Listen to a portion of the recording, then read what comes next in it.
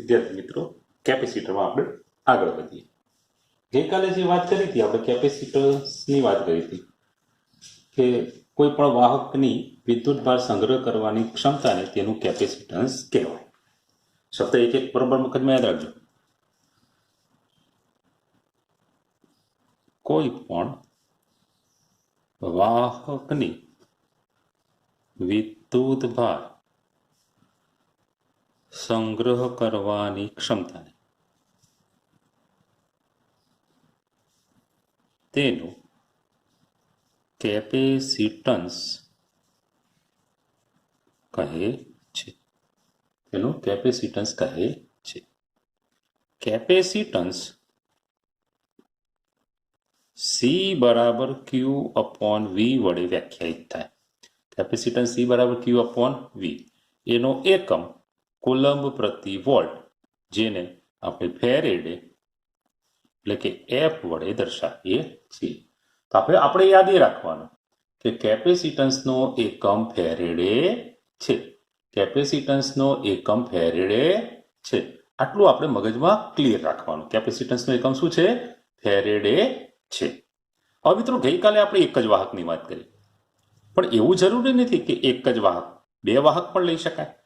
અને બે વાહક લેવામાં આપણને એક ફાયદો પણ હોય છે. ચલો મિત્રો સમજાવું. આ એક વાહક છે, આ બીજું વાહક છે. ધારો કે આના પર પ્લસ વિદ્યુતભાર છે, પ્લસ વિદ્યુતભાર છે, આના પર માઇનસ વિદ્યુતભાર છે. તો બે વાહક લેવાથી ફાયદો શું થાય એ તમને સમજાવવા માંગુ છું. તો અહીંયા આગળ બંને વચ્ચેના કોઈ વિસ્તારની વાત કરીએ, બંને વચ્ચેના વિસ્તારમાં આ બિંદુ આગળ વિદ્યુત ક્ષેત્ર શોધવા જઈએ તો ધનનું ધન અને ઋણનું ઋણ, તો બાદબાકી થશે. એટલે પરિણામી વિદ્યુત ક્ષેત્ર ઓછું થશે. શબ્દ બરોબર સાંભળજો. એક વાહક ધન હોય, બીજો ઋણ હોય. ધારો કે આની પર પ્લસ ક્યુ વિદ્યુતભાર છે અને આની પર માઇનસ ક્યુ વિદ્યુતભાર છે. આનો વિદ્યુત સ્થિતિમાન V1 છે, આનો V2 છે. તો આ બંને વચ્ચે વિદ્યુત સ્થિતિમાનનો તફાવત, બંને વચ્ચે વિદ્યુત સ્થિતિમાનનો તફાવત, એને આપણે V કહીએ તો V બરાબર V1 માઇનસ V2 લખી શકાય. બરોબર છે. આવી રીતે બે વાહક લેવાથી ફાયદો શું થાય?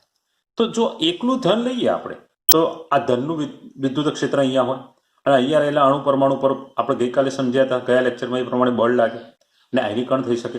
પણ આ ઋણ પણ હોય તો પરિણામી વિદ્યુત ક્ષેત્ર ઓછું થઈ જશે. એક ધન હોય વાહકને, બીજો ઋણ હોય, તો અવકાશમાં પરિણામી વિદ્યુત ક્ષેત્ર ઘટે. પરિણામી વિદ્યુત ક્ષેત્ર ઘટે તેનો મતલબ કે વાહક વધુ વિદ્યુત ભાર સંગ્રહ કરી શકશે. એનો મતલબ કે આ જે રચના થઈ બે વાહકની, એની વિદ્યુત ભાર સંગ્રહ કરવાની ક્ષમતા વધી જશે. કારણ કે વિદ્યુત ક્ષેત્ર ઘટી જશે એટલે આયનીકરણ જલ્દી નહીં થાય. આયનીકરણ જલ્દી નહીં થાય. તો સમજી ગયા હશો. તો બે વાહકનો ઉપયોગ કરીએ ત્યારે V તરીકે V1 માઇનસ V2 લેવાનો, બંને પર આપણે સરખો વિદ્યુતભાર લેવાનો થશે. આ સૂત્ર બંને વાહક માટે પણ સાચું છે. બંને વાહક માટે પણ સાચું છે. પણ યાદ રાખજો, ગઈકાલે જે શીખવાડ્યું યાદ રાખજો કે કોઈ ગોળો હોય, R ત્રિજ્યાનો ગોળો, R ત્રિજ્યાના ગોળા પર આ રીતે વિદ્યુતભાર હોય, Q વિદ્યુતભાર. કેટલો વિદ્યુતભાર? Q વિદ્યુતભાર. તો અહીંયા આગળ V બરાબર 1/4 એપ્સિલોન 0 Q અપોન R. હવે C બરાબર Q અપોન V કરીએ તો અહીંયા આના ઉપરથી Q અપોન V લખીએ તો 4 એપ્સિલોન 0 R થાય ને.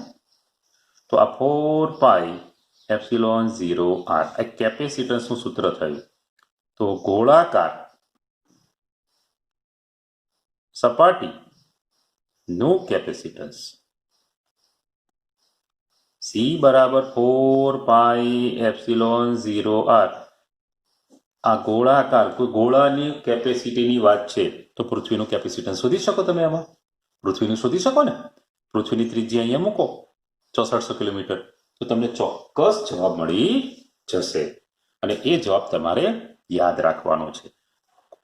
પૃથ્વીનો પૃથ્વીને ગોળો ગણો તો પૃથ્વી કેપેસિટર બનશે અને પૃથ્વી કેપેસિટર બને તેની કેપેસિટન્સ શોધવા માટે આર બરાબર શું મૂકવાનું?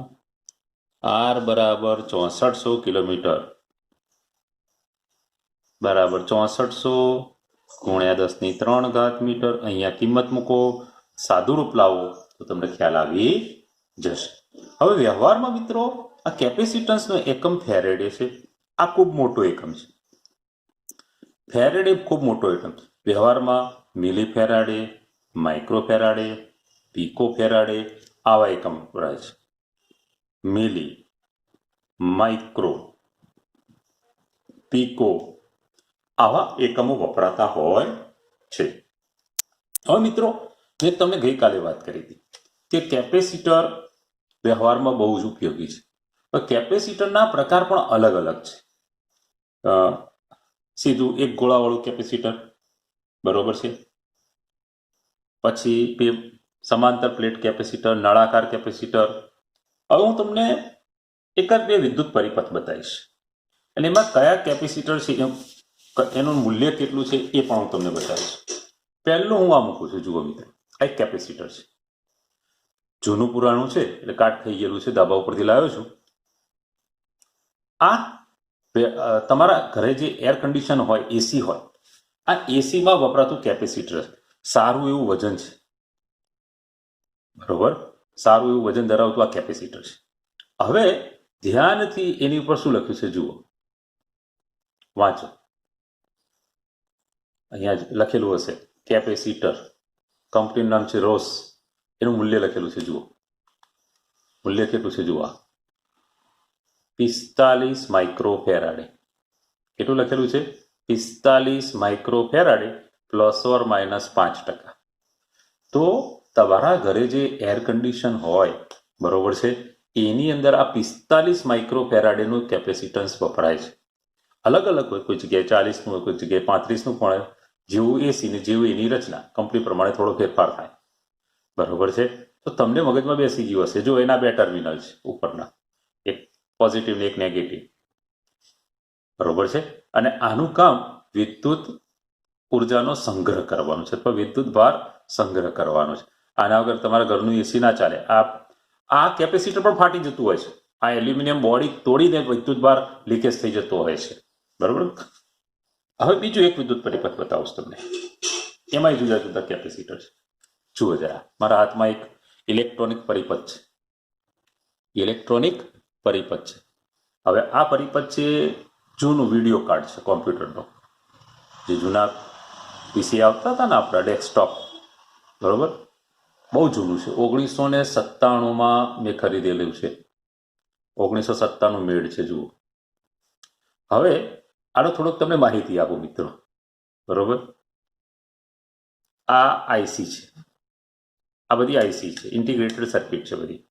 પણ તમને હવે અહીંયા આગળ એક પહેલી વસ્તુ બતાવું છું. આ જુઓ, આ જુઓ, એની પર રંગીન પટ્ટા દેખાય છે. જુઓ, તમે ધ્યાનથી જુઓ, ધ્યાનથી જુઓ, રંગીન પટ્ટા દેખાતા હશે. આ અવરોધ છે મિત્રો, કાર્બન અવરોધ જે શીખ્યા ને તમે, એ કલર કોડ જુઓ.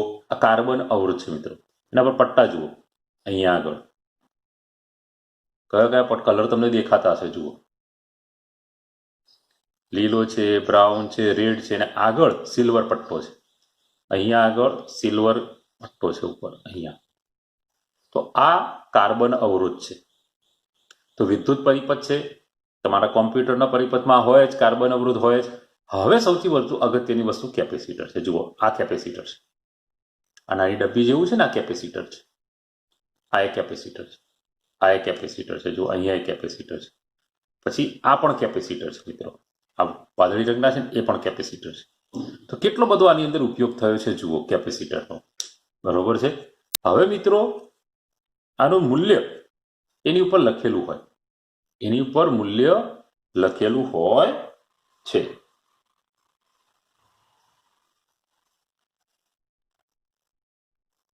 વંચાવવા પ્રયત્ન કરું છું પણ વંચાશે નહીં.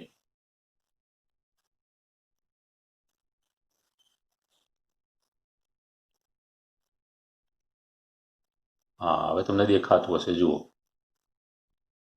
22 माइक्रोफेराडे लखेलुं छे जुओ ए अहींया आना उपर देखाय छे अहींया जुओ आ 22 माइक्रोफेराडे तो 22 माइक्रोफेराडेनुं नळाकार केपेसिटर छे मित्रों आम तो आनी अंदर पेपरना रोल वाळीने बनाववामां आवतुं होय छे धातुनी पट्टीने पेपरनो उपयोग थतो होय छे बरोबर पण हूँ तमने ए बताववा मागतो હતો કે આ બધા જુદા જુદા કેપેસિટર વ્યવહારમાં વપરાતા હોય છે વાંચવા પ્રયત્ન કરીએ આપણે કે આ કેટલાનું છે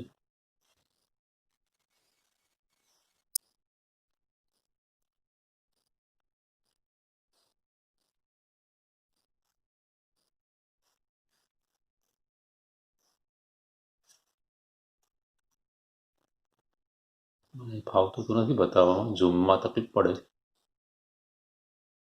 પણ હવે જે છે એ છે હવે કેપેસિટર બરોબર છે તો તમને ખબર પડી ગઈ હશે વિદ્યુત પરિપથમાં આ બધા કેપેસિટર અવરોધ બરોબર છે આઈસી આ બધાની મદદથી બનેલું હોય છે તો આ બધું શાશ્વત છે મિત્રો વ્યવહારમાં અમલમાં આવી ગયેલું છે અને એનો ઉપયોગ થાય છે એટલે આને ભ્રામક નહીં સમજવાનું કેપેસિટર કેપેસિટન્સ આ આપણા માટે જીવનના અગત્યની વસ્તુઓ છે એવું માની લેવાનું હવે બરોબર છે એ છે જ અને એના આધારે જ બધા આપણા કામ થાય છે મગજમાં બેસી ગયું હશે કેપેસિટન્સનો એકમ મેં તમને કેપેસિટર બતાવ્યું તો એસીમાં વપરાતું કેપેસિટર એટલે ખૂબ મોટું કેપેસિટર કહેવાય તો પણ એ માઇક્રોફેરાડેમાં હતું કેમાં હતું માઇક્રો મિલી પીકો નાના નાના એકમો હોય છે ફેરાડે કેપેસિટન્સ તો હોય જ નહીં એક ફેરાડે બનાવવા માટે તો બહુ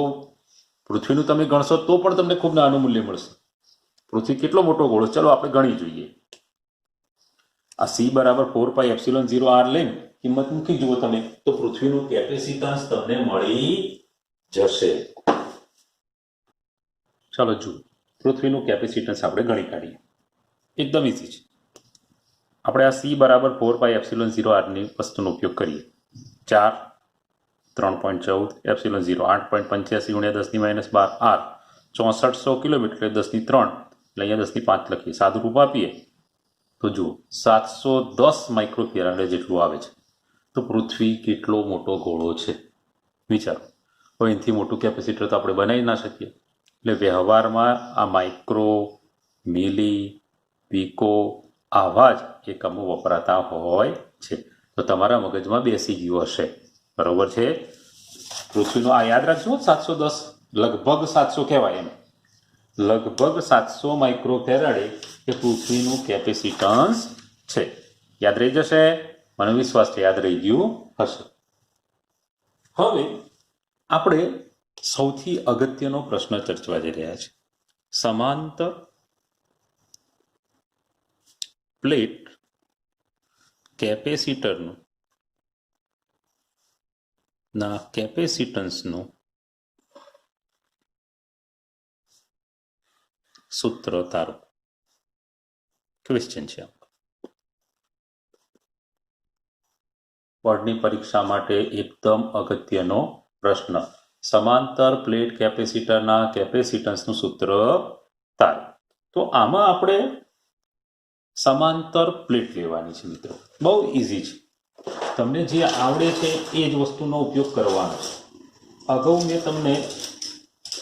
મેં તમને પહેલા ચેપ્ટરમાં બે સમતલો વચ્ચે વિદ્યુત ક્ષેત્રને શીખવાડ્યું હતું એના 3 કિસ્સા પણ લીધા હતા એની જ હું ચર્ચા કરીશ અહીંયા બરોબર તો આપણે એક કામ કરીએ એક સમાંતર પ્લેટ કેપેસિટર દોરીએ મિત્રો જુઓ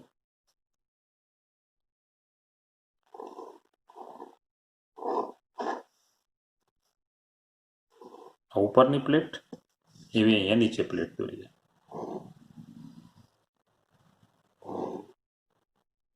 આપણે પ્લેટ દોરી દીધી જુઓ બે પ્લેટ સામસામે મૂકવાની છે બે સમતલ આ રીતે બે સમતલ સામસામે મૂકવાના છે એટલે સમાંતર પ્લેટ કેપેસિટર કહેવાય ધારો કે આ ધન વિદ્યુત ભારિત છે આ પ્લેટ ધન વિદ્યુત ભારિત છે આ પ્લેટ ઋણ વિદ્યુત ભારિત છે બંને પ્લેટો વચ્ચેનું અંતર ડી છે. બંને પ્લેટો વચ્ચેનું અંતર ડી છે. વિદ્યુત ક્ષેત્ર આ રીતે ધનથી કઈ તરફ? ઋણ તરફ. ધનથી કઈ તરફ?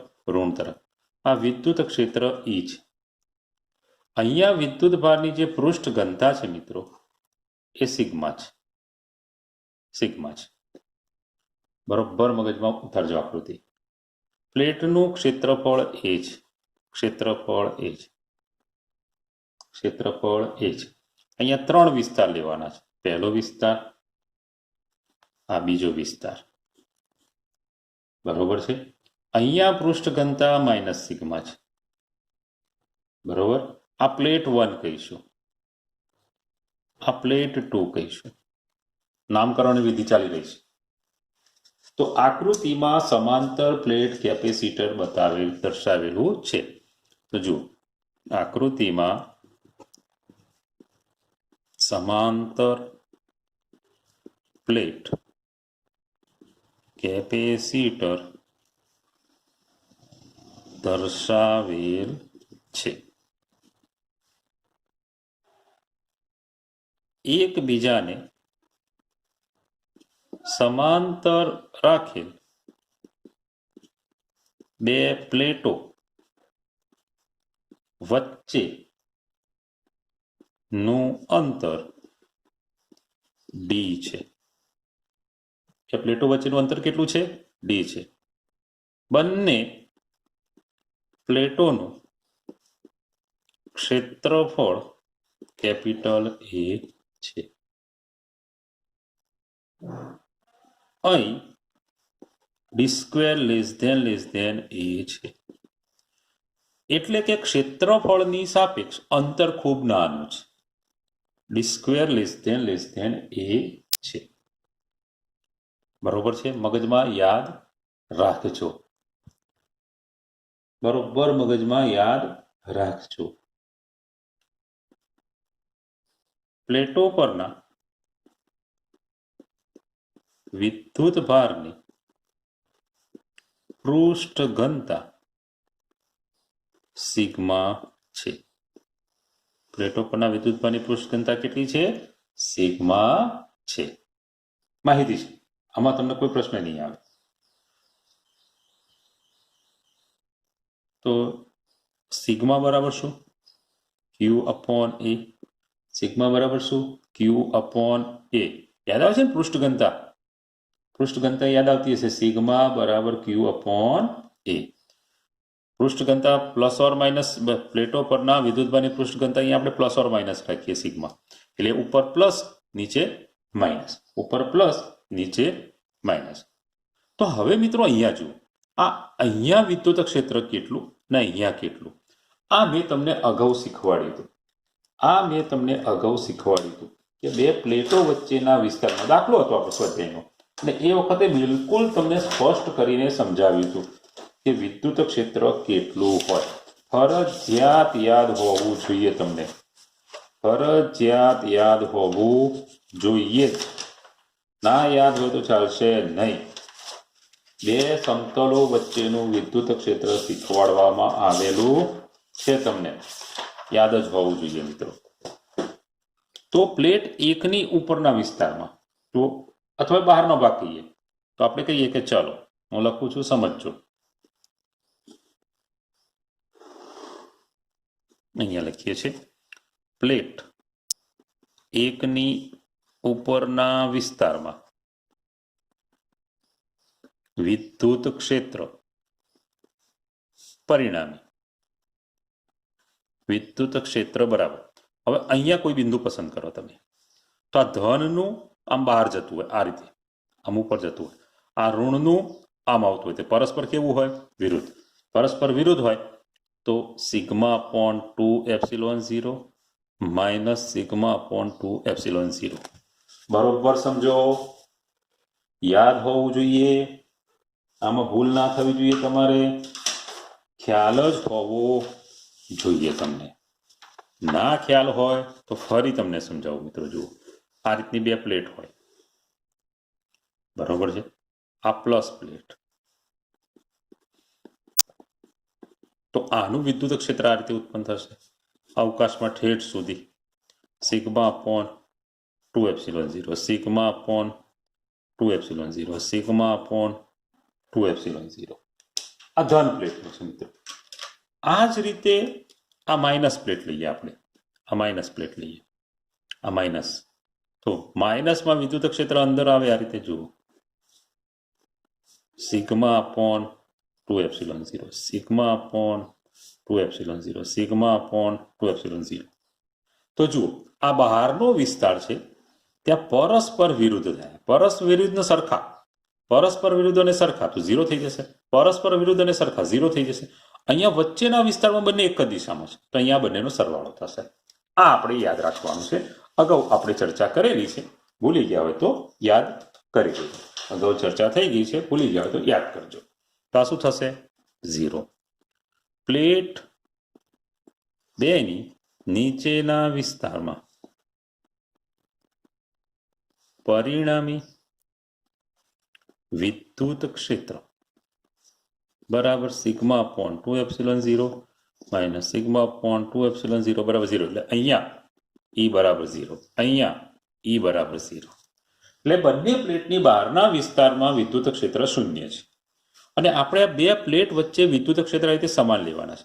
ખરેખર આ જે ધાર છે ને, ધાર આગળ વિદ્યુત ક્ષેત્ર આ રીતનું હોય મિત્રો, વળાંક લેતું હોય છે, આ વળાંક લેતું હોય છે, પણ આપણે એને અવગણવાનું છે, આપણે એને અવગણવાનું છે. માટે તો આ શરત મૂકી છે કે આ શરતનું પાલન થતું હોય તો આ વિદ્યુત ક્ષેત્રને આપણે અવગણી શકીએ અને સમાન વિદ્યુત ક્ષેત્ર લઈ શકીએ. આને ફ્રિન્જિંગ ઓફ ધ ફિલ્ડ કહેવાય. ફ્રિન્જ એટલે શલાકાઓ કહેવાય. તમે ચોપડીમાં જોશો તો ફ્રિન્જિંગ ઓફ ધ ફિલ્ડ કે શબ્દ વાપર્યો છે. આને વળાંક છે લે વિદ્યુત ક્ષેત્ર રીતે, એટલે અહીંયા સમાન નથી હોતું, પણ આ અંતર ખૂબ નાનું હોવાથી આને આપણે અવગણતા હોઈએ છીએ, આને આપણે અવગણતા હોઈએ. આપણે તો વચ્ચેનો વિસ્તાર અગત્યનો છે. બે પ્લેટો વચ્ચેના વિસ્તારમાં, બે પ્લેટો વચ્ચેના વિસ્તારમાં વિદ્યુત ક્ષેત્ર E બરાબર, હમણાં શીખવાડ્યું એમ, એક જ દિશામાં, તો 2 સિગ્મા અપોન 2ε0, તો E બરાબર સિગ્મા અપોન ε0. બરોબર છે? પાક્કા પાયે? આમાં કોઈને કોઈ પ્રશ્ન ખરો? હવે સિગ્માની કિંમત જુઓ, સિગ્મા બરાબર Q અપોન એ, અહીંયા મૂકી દઈએ, Q અપોન ε0 એ એક સૂત્ર તૈયાર થઈ ગયું. આ સિગ્માની કિંમત અહીંયા મૂકી એટલે એ છેદમાં ગયો. હવે વિદ્યુત ક્ષેત્ર E બરાબર તો V અપોન D, E બરાબર તો V upon D. This implies V બરાબર ED. તો આ E ની કિંમત મૂકો અહીંયા, Q અપોન એપ્સિલોન, તો માટે V બરાબર Q ε0 એ T. હવે આના ઉપરથી હવે કેપેસિટન્સની વ્યાખ્યા તો ખબર છે ને, કેપેસિટન્સ C બરાબર Q અપોન V. C બરાબર શું છે આપણું? Q upon V. તો આ V ની કિંમત મૂકો, જવાબ આવી ગયો. પૂરો થવાયો પ્રશ્ન આપણો. Q તો છે જ, V ની કિંમત મૂકીએ, Q ના છેદમાં ε0 A into D. Q cancel, ε0 A ઉપર ગયું તો ε0 A ભાગ્યા D. તો આપણો જવાબ શું થયો? C બરાબર ε0 A ભાગ્યા D. થિયરી અહીંયા સમાપ્ત થઈ ગઈ મિત્રો, થિયરી અહીંયા સમાપ્ત થઈ ગઈ. એકદમ સહેલી, પરીક્ષામાં પૂછાવાની પૂરેપૂરી શક્યતા વાળી થિયરી છે. બરોબર મગજમાં ઉતારવાનો. ફરી પાછું આપણે સમજી લઈએ. કેટલી પ્લેટ આપી છે અહીંયા? 2 પ્લેટ. બંને પ્લેટો એકબીજાને સમાંતર. આ બંને પ્લેટોને આપણે અનંત વિસ્તારવાળું સમતલ ગણી શકીએ, કારણ કે બંને પ્લેટો વચ્ચેનું અંતર ખૂબ સૂક્ષ્મ રાખવામાં આવે છે. આ એક્સેપ્ટ કરી દેવાનું. ઉપરની પ્લેટ ને નીચેની પ્લેટ બંનેનું ક્ષેત્રફળ કેટલું? Capital A. ઉપરની ધન પ્લેટ પર વિદ્યુતભારની પૃષ્ઠ ઘનતા પ્લસ સિગ્મા, નીચેની માઇનસ સિગ્મા. બરોબર છે? અહીંયા d² લેસ ધેન A, એટલે આ અંતર ખૂબ નાનું હોય એના કારણે આ ધાર આગળ જે વિદ્યુત ક્ષેત્ર રેખાઓ વળાંક લેતી હોય છે એ અસમાન વિદ્યુત ક્ષેત્રને આપણે શું કરી શકીએ? અવગણી શકીએ. પ્લેટો પરના વિદ્યુતભારની પૃષ્ઠ ઘનતા સિગ્મા છે, તો સિગ્મા બરાબર ક્યુ અપોન એ. બરોબર. હવે આ પ્લેટ 1ની ઉપરનો વિસ્તાર, આ પ્લેટ 1ની ઉપરના વિસ્તારમાં વિદ્યુત ક્ષેત્ર 0. એ જ રીતે પ્લેટ 2ની નીચેના વિસ્તારમાં વિદ્યુત ક્ષેત્ર 0. અગાઉ મેં સમજાવ્યું હતું એ પ્રમાણે જુઓ, આ રહ્યું જુઓ, આખી વસ્તુ સમજાવી હતી, ત્યાં પરસ્પર વિરુદ્ધ ઉપરનો વિસ્તાર, નીચેનો વિસ્તાર પરસ્પર વિરુદ્ધ, એટલે અહીંયા 0, વચ્ચે વિદ્યુત ક્ષેત્ર એક જ દિશામાં એટલે સરવાળો થાય. બે પ્લેટો વચ્ચેના વિસ્તારમાં વિદ્યુત ક્ષેત્ર સરવાળો, બરોબર છે. તો 2 ઉડી જાય એટલે સિગ્મા અપોન એપ્સિલોન 0. સિગ્માની કિંમત ક્યુ અપોન એ. યાદ છે ને પૃષ્ઠ ઘનતા, એકમ ક્ષેત્રફળ દીઠ વિદ્યુતભાર, પૃષ્ઠ ઘનતા પહેલું ચેપ્ટર, કિંમત. હવે વિદ્યુત ક્ષેત્ર E બરાબર V અપોન ડી. E બરાબર V અપોન ડી. જેને યાદ ના આવતું હોય તો એમને દાખલા શીખવાડ્યા હતા. E બરાબર dV બાય dr. તો આને ટૂંકમાં E બરાબર V upon R, V upon D, જે લખવું હોય લખી, વોલ્ટ પ્રતિ મીટર યાદ કરજો, એકમ યાદ આવી જશે. તો E બરાબર V અપોન ડી, તો V બરાબર ED. હવે આ એની કિંમત મૂકી, એની કિંમત આ છે અહીંયા મૂકી. હવે કેપેસિટન્સ C બરાબર Q અપોન V. તો આ Vનું જે સૂત્ર છે અહીંયા મૂકી દીધું. ક્યુ ઉડી ગયા, આ છેદના છેદમાં છે એટલે અંશમાં ગયું. તો એપ્સિલોન 0 A બાય ડી. તો સમાંતર પ્લેટ કેપેસિટરનું કેપેસિટન્સ C બરાબર શું આવ્યું? Epsilon 0 A by d. C બરાબર એપ્સિલોન 0 A બાય ડી. પાક્કા પાયે બધાના મગજમાં બેસી ગયું? ઓકે. આખી થિયરી મોઢે કરવાની છે મિત્રો. હવે જુઓ, C બરાબર એપ્સિલોન 0 A બાય ડી. હવે તમે આ જે પ્લેટ લીધી, સમાંતર પ્લેટ, એ બે પ્લેટો એકબીજાને સમાંતર હોવી જોઈએ. હવે એ પ્લેટો લંબચોરસ, ચોરસ, ગોળ પણ હોઈ શકે.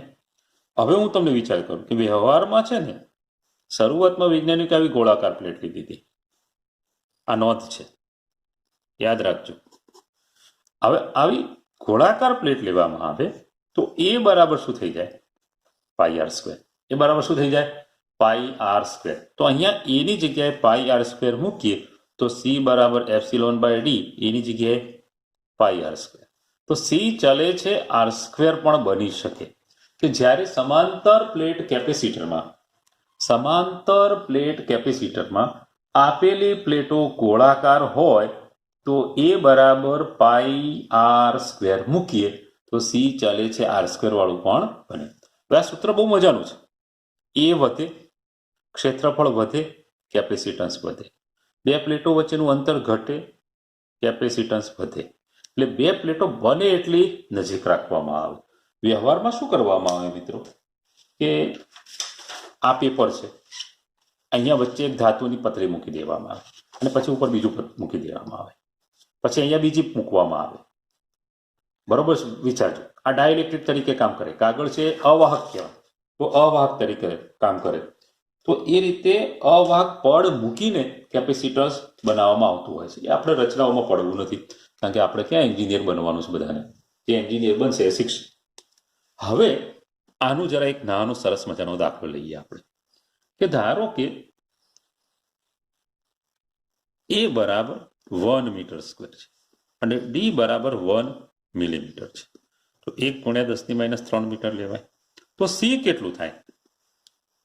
8.85 ગુણ્યા 10⁻12 ગુણ્યા 1 ગુણ્યા 10⁻³ તો 8.85 ગુણ્યા 10⁻9 ફેરાડે. જરા ક્ષેત્રફળ જુઓ. 1 મીટર સ્ક્વેર ક્ષેત્રફળ મિત્રો. 1 મીટર સ્ક્વેર ક્ષેત્રફળનો મતલબ શું થયો ખબર પડી તમને? કે તમે જે આ પ્લેટ લો છો, ચલો આપણે આ ચોરસ પ્લેટ રાખીએ. કેવી પ્લેટ રાખીએ? તો આ 1 મીટર, આ 1 મીટર. જરા વિચારજો, 1 મીટર બાય 1 મીટર ક્ષેત્રફળ ધરાવતી પ્લેટ ખૂબ મોટી થાય અને બંને વચ્ચેનું અંતર કેટલું? 1 મિલીમીટર. એકબીજાની તદ્દન અડોઅડ રાખીએ ત્યારે કેપેસિટન્સ 10⁻9. બરોબર છે, 10⁻9 ફેરાડે આવે છે. બરોબર છે. આ એક MCQ એક્ઝામ્પલ છે, તમારા પાઠ્યપુસ્તકનો જ છે. હવે ધારો કે મારે સી બરાબર 1 ફેરાડે વાળું, આ બીજો એમસીક્યુ લઉં છું. સી બરાબર 1 ફેરાડે કેપેસિટી વાળું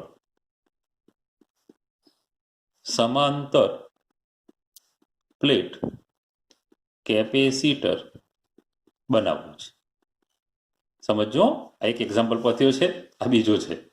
1 ફેરાડે કેપેસિટી વાળું સમાંતર પ્લેટ કેપેસિટર બનાવવું છે. બરોબર, બરોબર મગજમાં યાદ રાખજો. હવે બે પ્લેટ વચ્ચેનું અંતર, ચલો નક્કી કરી દે કે બે પ્લેટ વચ્ચે બી બરાબર 1 સેન્ટીમીટર એટલે કે 10⁻² મીટર અંતર રાખીએ છીએ. એટલે કંઈક આ રીતનું સમજો કે આ રીતે બે પ્લેટ છે, બંને વચ્ચેનું અંતર 1 સેન્ટીમીટર છે, આનું કેપેસિટન્સ સી બરાબર 1 ફેરાડે છે. તો હવે આ ક્ષેત્રફળ કેટલું? ક્ષેત્રફળ શોધવું છે. પ્રશ્ન બેસી ગયો હશે. તમારે શોધવાનું શું છે? પ્લેટનું ક્ષેત્રફળ કેટલું. પ્લેટનું ક્ષેત્રફળ કેટલું? તો સૂત્ર જુઓ, સી બરાબર ε0 a/d. ધીસ ઇમ્પ્લાઇઝ a બરાબર CD upon ε0. કિંમત મૂકીએ 1, d ની કિંમત 10⁻², ε0 8.85 × 10⁻12. આનો ભાગાકાર તમે કરશો, બરોબર છે, તો લગભગ 10⁹ મીટર સ્ક્વેર આવશે. એ બરાબર કેટલો આવશે? 10⁹ મીટર સ્ક્વેર આવશે. લગભગ કીધું છે મિત્રો. હવે આને તમે વિચાર કરો કે ચોરસ પ્લેટ છે, ચોરસ પ્લેટ છે. 1/8.85 કરો તો તમને ખ્યાલ આવશે. ચેક કરો જરા. ચલો આખી ગણતરી કરીને બતાવ્યું. જુઓ, 1 × 10⁻² હતું, સી 1 ફેરાડે, ડી 10⁻². આ કિંમત મૂકી 1/8.85 કરો કેલ્ક્યુલેટરની મદદથી તો 0.112 × 10⁻10. આ 12 ઉપર જશે, માઇનસની પ્લસ થશે, વધી 2 ઓછી થશે. તો આ 1.12 × 10⁹.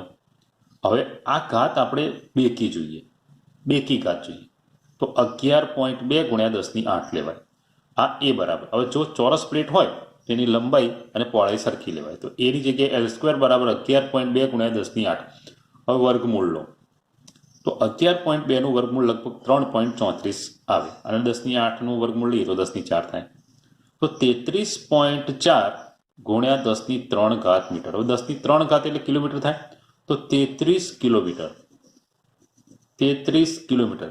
તો પાઠ્યપુસ્તકમાં લગભગ 30 કિલોમીટર લખ્યું છે, લગભગ 30 કિલોમીટર લખેલું છે. તમે વિચાર કરો, તમારે 1 ફેરાડેનું કેપેસિટર બનાવવું હોય, બે પ્લેટો વચ્ચેનું અંતર 1 સેન્ટીમીટર રાખવું હોય તો એ પ્લેટની લંબાઈ 33 કિલોમીટર અને પહોળાઈ 33 કિલોમીટર હોવી જોઈએ. અશક્ય છે. 33 કિલોમીટર લાંબુ અને પહોળું ધાતુનું પતરું બનાવવું અશક્ય છે. બરોબર છે. તો 1 ફેરાડે કેપેસિટન્સનો ખૂબ મોટો એકમ છે. 1 ફેરાડે કેપેસિટન્સનો ખૂબ મોટો એકમ છે. તો આ વસ્તુ આપણે મગજમાં ઉતારવાનું છે. હવે આપણે જે શીખ્યા છીએ એમાં કેટલી વસ્તુ આવી? 3 દાખલા થઈ ગયા છે. પૃથ્વીનું કેપેસિટન્સ લગભગ 710 માઇક્રોફેરાડે લાવ્યા. આ એક બીજો દાખલો સ્વાધ્યાય, આ પાઠ્યપુસ્તકના જ છે બંને દાખલા, બરોબર છે. તો 3 આપણે MCQ તરીકે યાદ રાખવાનું છે.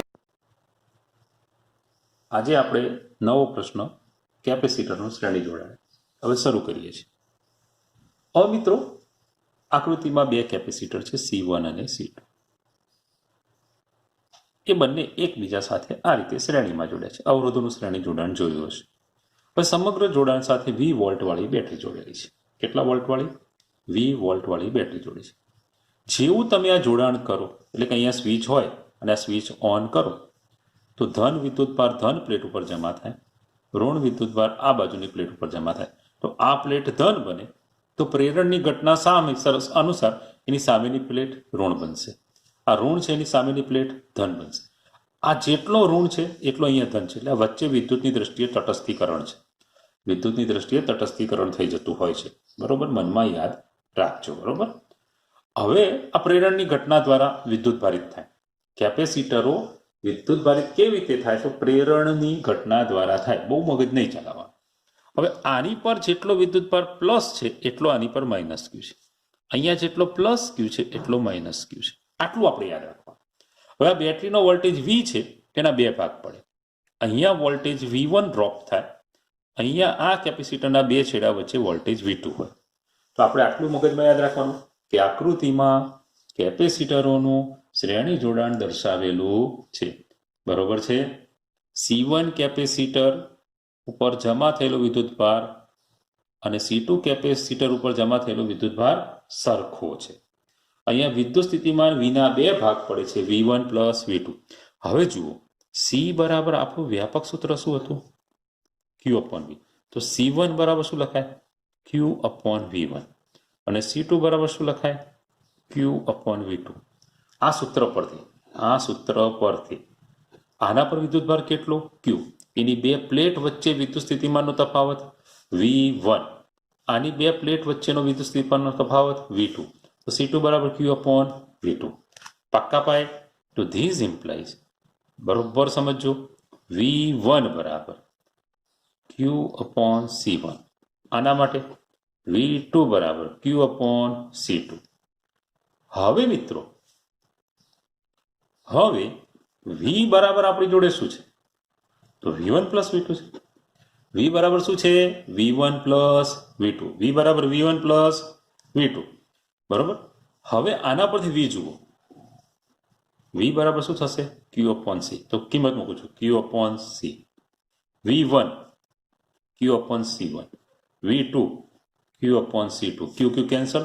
તો 1 અપોન C બરાબર 1 upon C1 plus 1 upon C2.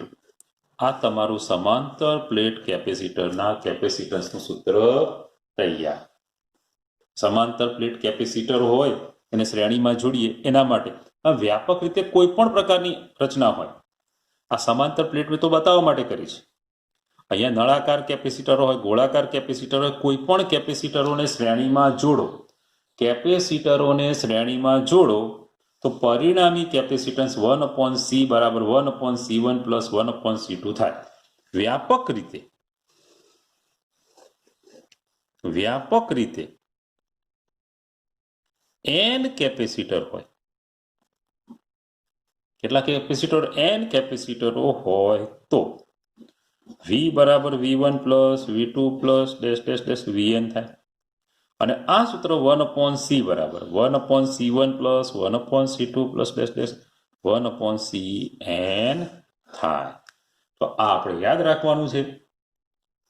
કેપેસિટરોમાં શ્રેણી જોડાણમાં 1 અપોન C બરાબર 1 upon C1 plus 1 upon C2 plus dash dash 1 upon Cn, બરોબર છે.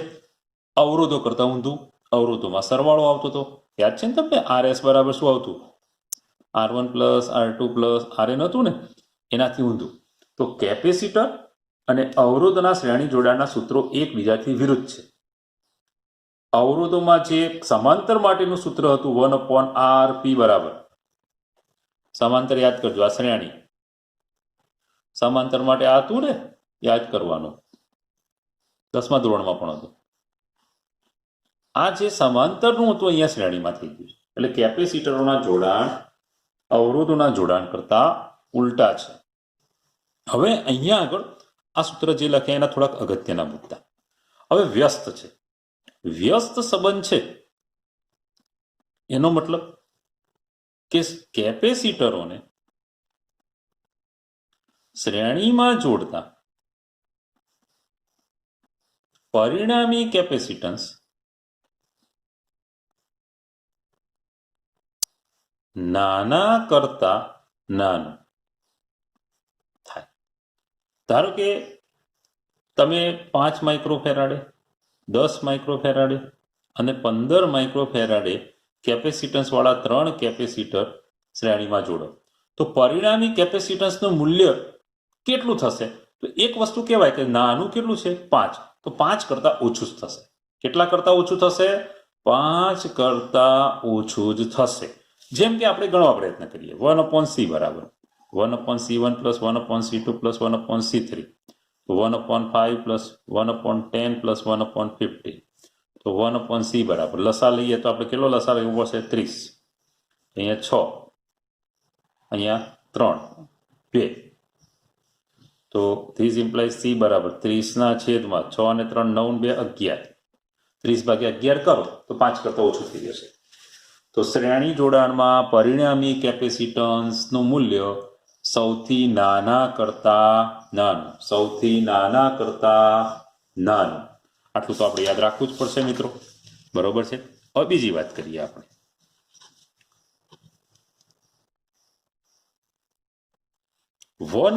c બરાબર 1/c1 પ્લસ c2. 1/c બરાબર 1/c1 પ્લસ c2. તો 1/c બરાબર c1 પ્લસ c2 છેદમાં c1 c2 લસા લીધું.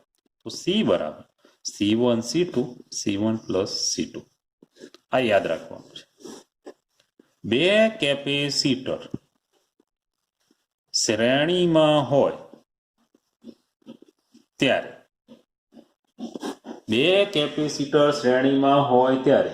પરિણામી કેપેસિટન્સ ગુણાકાર ભાગ્યા સરવાળો. આ દાખલા ગણવા માટે બહુ કામ યાદ રાખશે. ગુણાકાર ભાગ્યા સરવાળો. ક્યારે? બે કેપેસિટર શ્રેણીમાં હોય ત્યારે પરિણામી કેપેસિટન્સ ગુણાકાર ભાગ્યા સરવાળો. ચલો હવે બીજી એક આગળ વાત કરીએ. ત્યાં શ્રેણી છે એટલે એને S લખાય. સિરીઝ, શ્રેણીને અંગ્રેજીમાં સિરીઝ કહેવાય. આ આપણું સૂત્ર છે.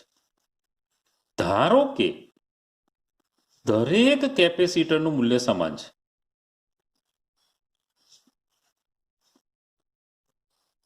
કોમ્પિટિટિવ પરીક્ષા માટે કામ કરી રહ્યું. દરેક કેપેસિટરનું મૂલ્ય સમાન છે. હવે દરેક કેપેસિટરનું મૂલ્ય સમાન હોય મિત્રો તો C1 બરાબર C2 બરાબર Cn બરાબર C લખી શકાય. તો 1/CS બરાબર 1/C પ્લસ 1/C બધાની કિંમત C લેવાની છે. કેટલી વખત? તો કે n વખત લેવી પડે. તો 1/CS બરાબર n/C. તો CS બરાબર C/n. આ યાદ રાખવાનું છે. હું તમને આવું આપું છું.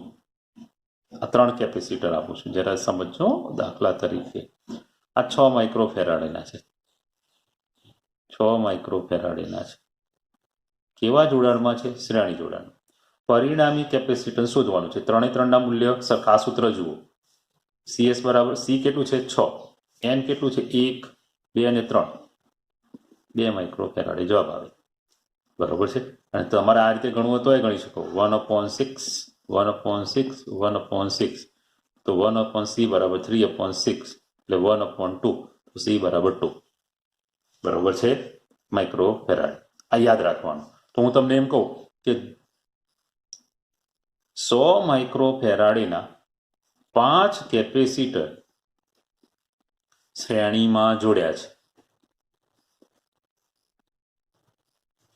તો પરિણામી કેપેસિટન્સ કેટલું? બોલો ચલો. મોટે 100 વાળા કેટલા? 5 શ્રેણીમાં. તો CS બરાબર C/n. C કેટલું? 100. કેટલા છે? 5. જવાબ કેટલો આવ્યો? 20 માઇક્રોફેરાડ. તો આ રીતે નાના ઉપયોગ માટે આ સૂત્ર જરૂરી છે. પછી આનો પણ ઉપયોગ થાય. બરોબર છે. તમને એમ કે 3 માઇક્રોફેરાડે અને 6 માઇક્રોફેરાડે ના 2 કેપેસિટર શ્રેણીમાં છે. તો પરિણામી કેપેસિટન્સ કેટલું? તો એકદમ મોડે ગુણાકાર ભાગ્યા સરવાળો. ગુણાકાર 6 તરી 18, સરવાળો 6 અને 3 9, 2 માઇક્રોફેરાડ. તો આવો તમે ઉપયોગ શીખી જશો તો નાના દાખલા ગણવામાં ખૂબ ઉપયોગી થઈ પડશે. બરોબર છે. મગજમાં યાદ રહેશે. અહીંયા પાક્કા પાયે.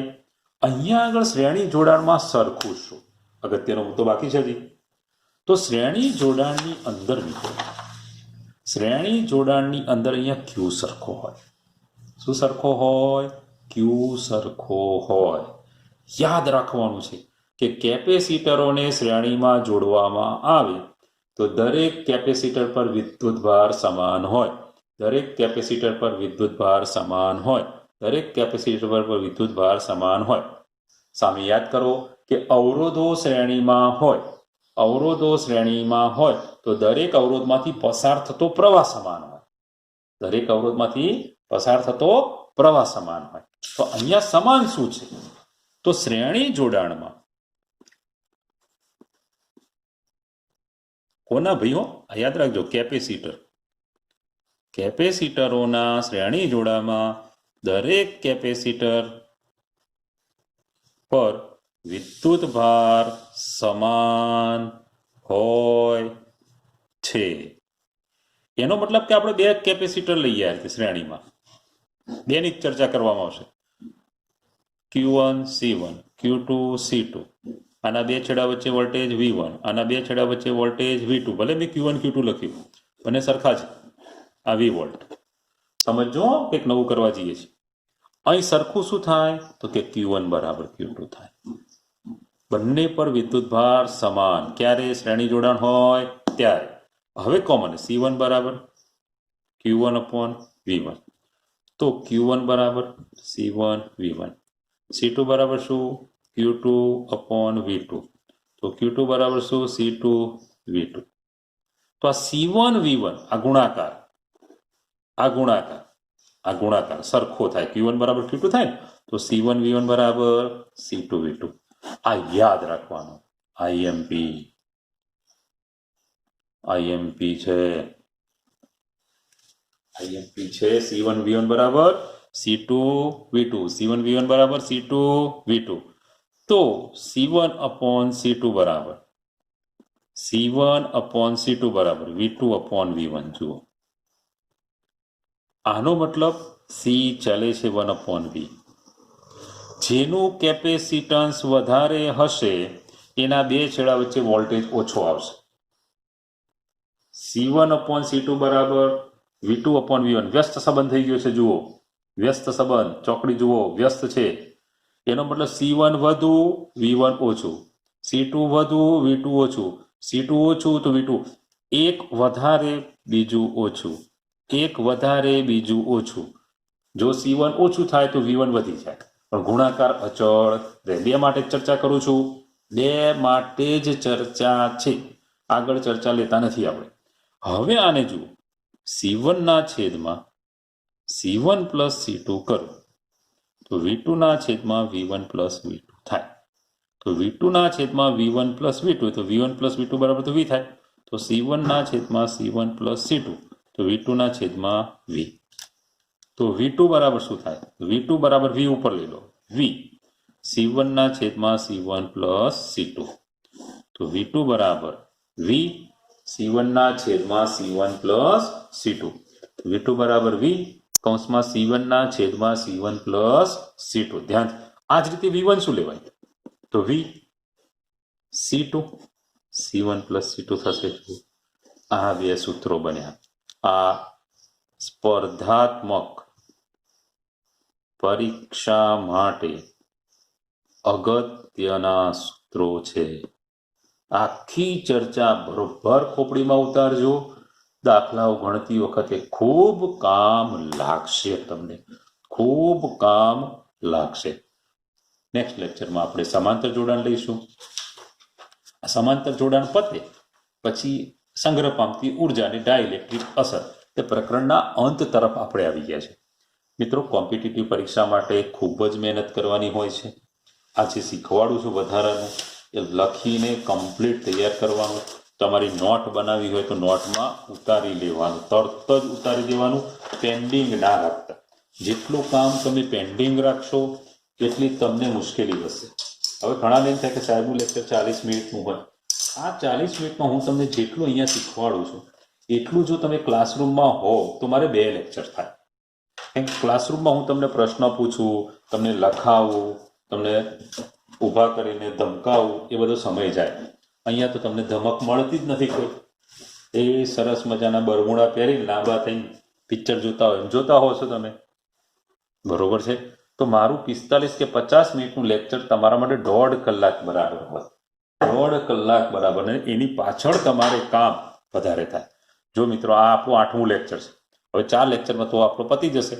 એનો મતલબ કે 12 લેક્ચરમાં તો પ્રકરણ પૂરું થઈ જાય, જે આપણે 20 લેક્ચર લેતા હોઈએ છીએ. એ કામ ખૂબ ઝડપી થતું હોય છે. માટે માનસિક રીતે ખૂબ તૈયાર રહો, લખીને તૈયાર કરશો. ધન્યવાદ.